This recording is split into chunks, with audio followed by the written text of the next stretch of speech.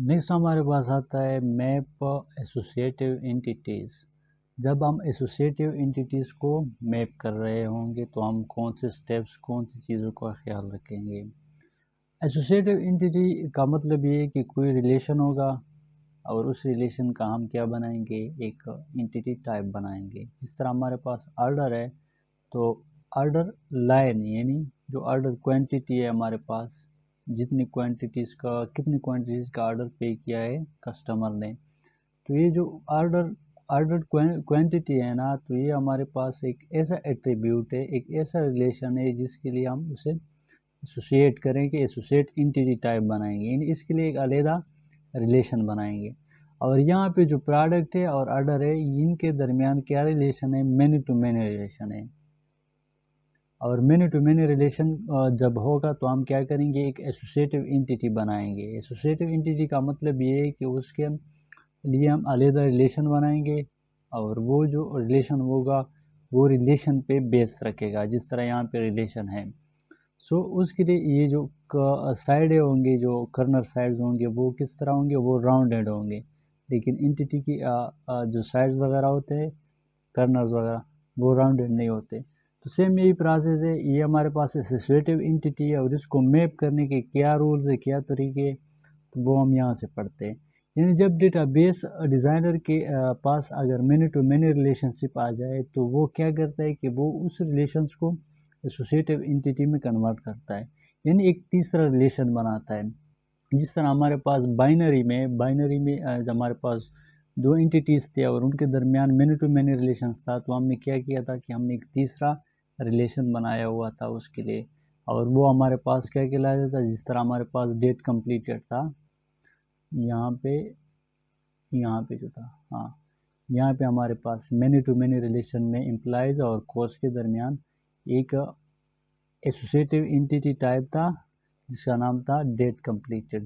تو اس کو ہم نے کیا کیا تھا، اس کو ہم نے as an associative entity use کیا تھا۔ اس کے لیے ہم نے 3 ریلیشنز بنائے تھے۔ سرٹیفکیٹ جو ہمارے پاس کمپلیٹڈ تھا، اس کے لیے ہم نے ایک ریلیشن بنایا جس کو ہم نے نام دیا سرٹیفکیٹ۔ تو سیم یہی پروسیس کریں گے جس طرح یہاں پہ مینی ٹو مینی میں ہم نے کیا تھا، تو وہاں ایسوسیٹیو انٹیٹی کو ہم اس طرح میپ کریں گے۔ لیکن ایسوسیٹیو انٹیٹی ٹائپ میں یہ آ جاتا ہے کہ اگر اس میں آئیڈینٹیفائر آپ کو اسائن کیا گیا ہے تو سمپل آپ اس آئیڈینٹیفائر کو یوز کریں گے۔ اگر اسائن نہیں کیا ہے تو آپ ان سے بناؤ گے جو پرائمری کیز ہوں گی، جس طرح یہاں پہ پرائمری کیز تھے، امپلائی سے اٹھایا آپ نے اور کور سے اٹھایا، تو ان دونوں کو آپ نے کمپوزٹ پرائمری کی بنایا، اور یہ ایسوسیٹیو انٹیٹی جو سرٹیفکیٹ تھا اس کو آپ نے پریزنٹ کیا۔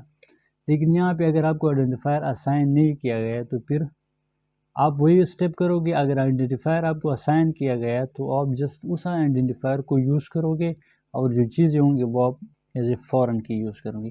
کس طرح ہوگا وہ ہم دیکھیں گے۔ یہاں پہ کہ if an identifier was not assigned the default primary key for the associative relation consists of the 2 primary key attributes from the other 2 relations، جس طرح ہم نے یہاں پہ کیا تھا، یعنی جو دوسرے ریلیشنز تھے ان کی پرائمری کیز اٹھا کے یہاں پہ سرٹیفکیٹ میں ہم نے کیا رکھا تھا، as a composite primary key رکھا تھا، اور یہاں پہ ہم یہی کام کریں گے۔ صحیح ہے۔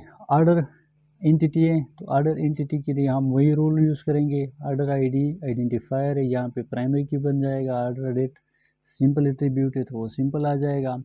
اسی طرح پروڈکٹ کے لیے ہم یہ پروسیس کریں گے، پروڈکٹ آئی ڈی آئیڈینٹیفائر ہے، یہاں پہ پرائمری کی بن جائے گا۔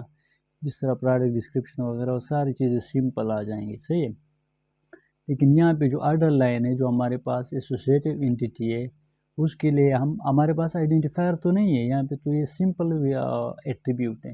تو جب ہمارے پاس آئیڈینٹیفائر نہیں ہوگا تو ہم کیا کریں گے، ہم ان دونوں سے یہ 2 ریلیشن جو ہوں گے، آرڈر آئی ڈی اور پروڈکٹ آئی ڈی کو آپس میں ملا کے نیو ریلیشن میں ان سے کمپوزٹ پرائمری کی بنا کے ہم کام چلائیں گے، اور جو سمپل ایٹریبیوٹس ہوں گے ان کو تو ہم سمپل ہی رکھیں گے۔ سیم وہی کہانی ہے جو many to many binary many to many میں تھا۔ صحیح ہے۔ اگر آپ کو آئیڈینٹیفائر اسائن نہیں کیا گیا ہو، اس میں آئیڈینٹیفائر اسائن نہیں کیا گیا تھا نا، تو یہاں پہ تو سمپل ڈیٹ اسائن تھا، کمپلیٹڈ تھا، ڈیٹ کمپلیٹڈ تھا مینی ٹو مینی میں۔ تو ہم نے اسٹیک یہی کام یہاں پہ جو کیا تھا، سیم وہی کام وہاں پہ ہم نے کیا۔ ٹھیک ہے۔ اس میں کوئی ایسی ادھر ادھر کی بات نہیں ہے، سیم وہی چیز ہے۔ اگر آپ کو آئیڈینٹیفائر اسائن کیا جائے، جس طرح یہاں پہ یہ جو ہے نا، یہ ہمارے پاس ایسوسیٹیو انٹیٹی ہے، اور یہاں پہ ہم کو ایک آئیڈینٹیفائر بھی اسائن کیا گیا ہے جس کا نام ہے شپمنٹ آئی ڈی۔ تو کسٹمر ہے، وینڈر ہے، ان کے درمیان مینی ٹو مینی ریلیشن ہے، اور یہاں پہ جو شپمنٹ ہے، شپمنٹ ہمارے پاس ایک ایسوسیٹیو انٹیٹی بن رہی ہے، اور ایسوسیٹیو انٹیٹی کا ہمارے پاس آئیڈینٹیفائر بھی موجود ہے۔ تو اس کو ہم نے کس طرح میپ کرنا ہے؟ تو اس کا بہت آسان طریقہ ہے۔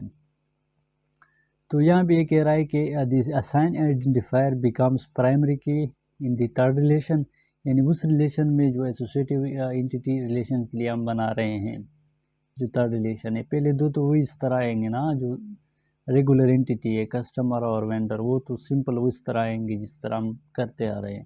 لیکن جو پرائمری کی بنائیں گے ہم، تو وہ کس سے بنائیں گے؟ جو آئیڈینٹیفائر اسائن کیا گیا ہے پہلے سے تھرڈ ریلیشن کا، وہ ہم اس ریلیشن میں یوز کریں گے۔